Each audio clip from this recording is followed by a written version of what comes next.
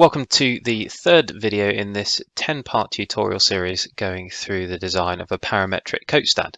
Hopefully so far you will have arrived at something that looks like this, and at the moment doesn't really look much like a functioning coat stand, so we're going to add some coats in this session. So this will be what your script looks like. You can find this script in the download section below this video, or you can continue with your script as you made it in the last session. But this is just a kind of cutting point so far. Right, so let's crack on by adding a starting point. We're going to build the coat in a different location to the coat stand, and then we're going to multiply that coat mold and orient it in the right place on each of those hooks that we generated in the last session. So let's add a point by typing in point,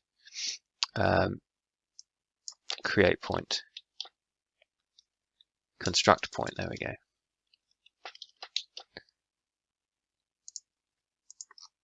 Okay, and we want to leave that as 0, 0, 0 in the origin. That's fine. Then we are going to move it. So let's move that. And let's just copy this 3 times by holding down left click, moving it, pressing Alt, and then letting go of everything. So we're going to do that another time again.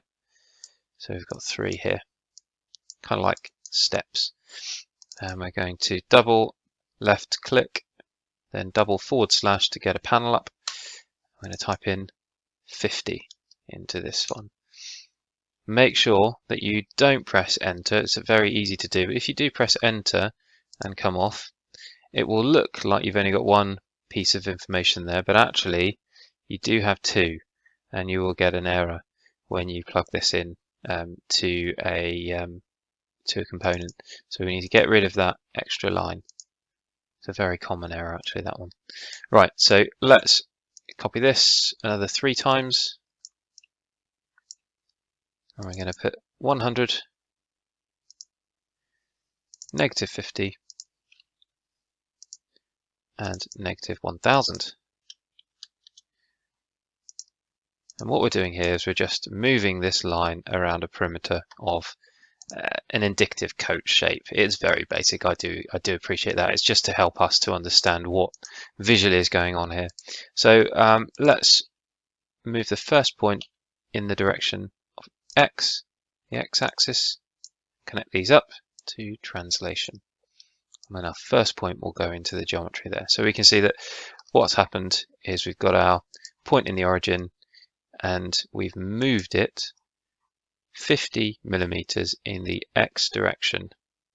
And there we go. We have done that. That is our X-axis, as we can see. We're going to do the same thing with this. We're going to take this geometry, plug it into the next move component. And instead of moving it in just one direction, we're going to move it in 2 directions. So construct a vector.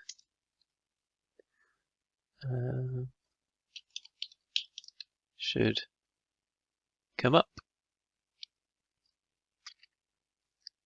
Well, it hasn't, has it? That's helpful. Vector X, Y, Z is what we want. Plug in the 100 into the X and -50 into the Z. And then our vector that we've just created will go into the translation there. We can see, hopefully, yeah, that has moved in the X and in the Z direction. Brilliant. Right, now last time we're going to move that piece of geometry, that point, into another move function, and we're going to just move it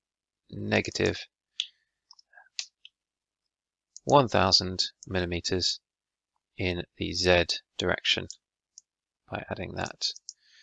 So what we're doing here is this is one function, so I'm going to group everything together, Control G, and name that. And we're going to name that create points defining coat edge shape.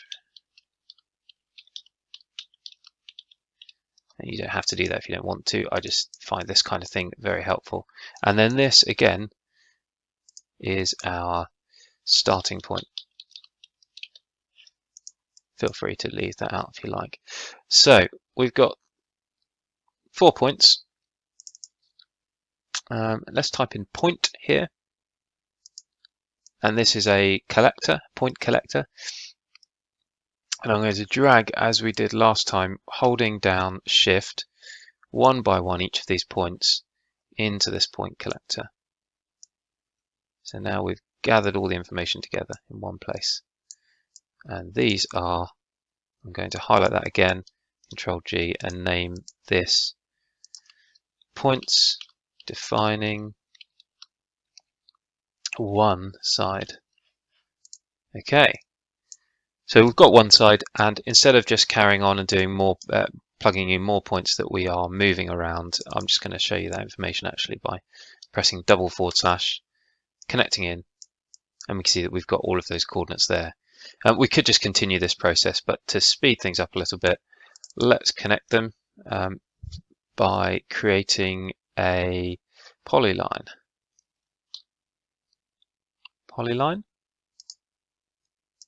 And we can insert all of those vertices here. We're not going to close the polyline because it's only half for now. And then we're going to use the mirror component to mirror that object. Plug in the polyline, and we can see that it already realizes, it understands which plane that we want it to occur on. We can insert a plane if we want,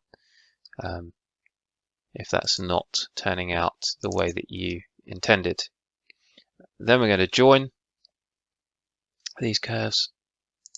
So I'm going to plug in the first one and the second one, holding down shift again. So this component now has both curves and it's joining them.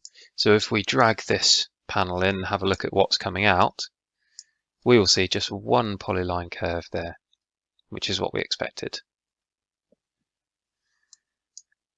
Now we are going to use the close curves,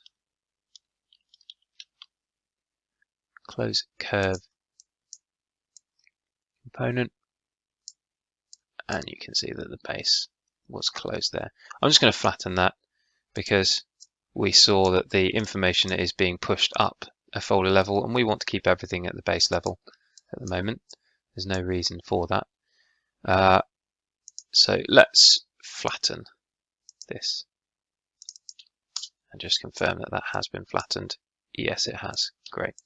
Right, let's group these, name them full 2D coat shape.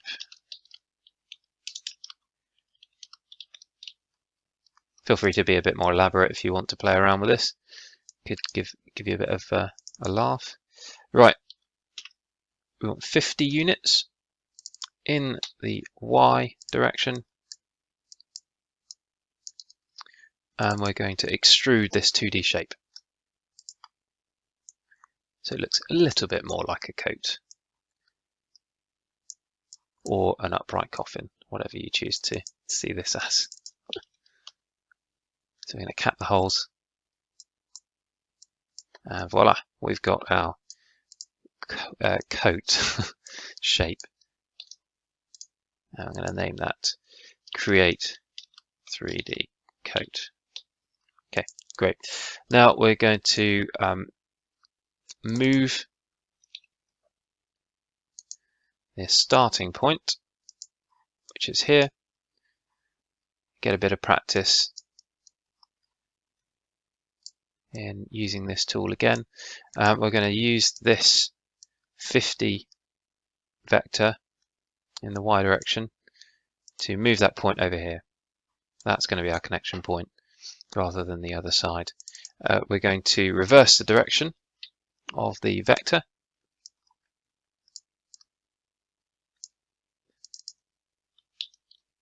I'm going to create another line using that vector so that the direction we want this line to be created in is not from this point to this point, but this point to this point. And I'm going to create a vector container for that there. And the last thing we need to do is input our point geometry into the starting position of that. And there we go, we've got our hooking direction to align to. So if we group that, right click, and we've got hooking direction to align. Okay, and this is our coat mold hooking point.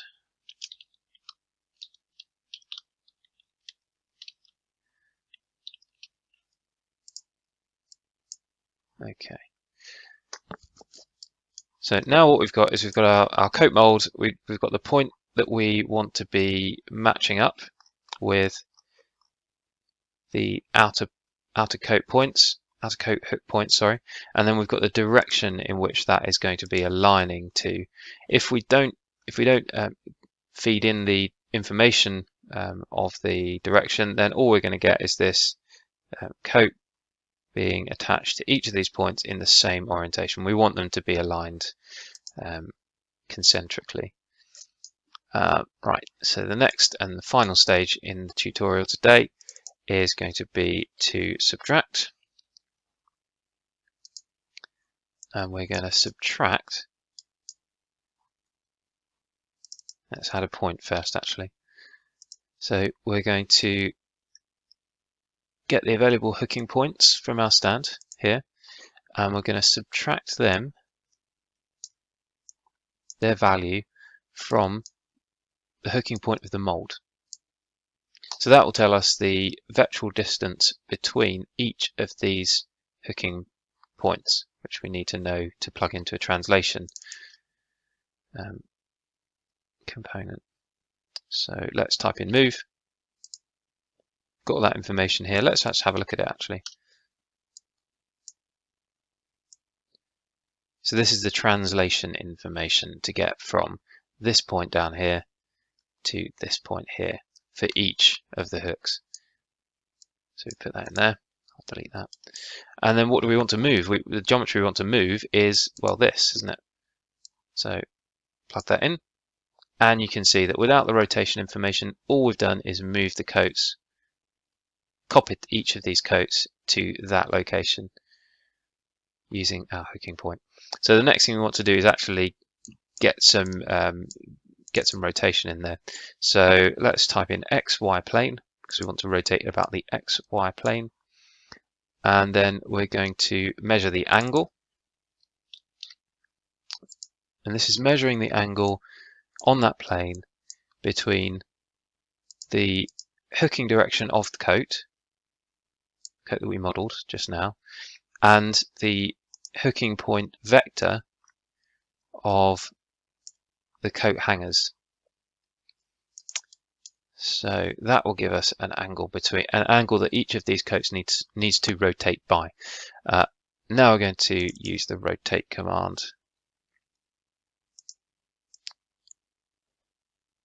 We can plug in our geometry,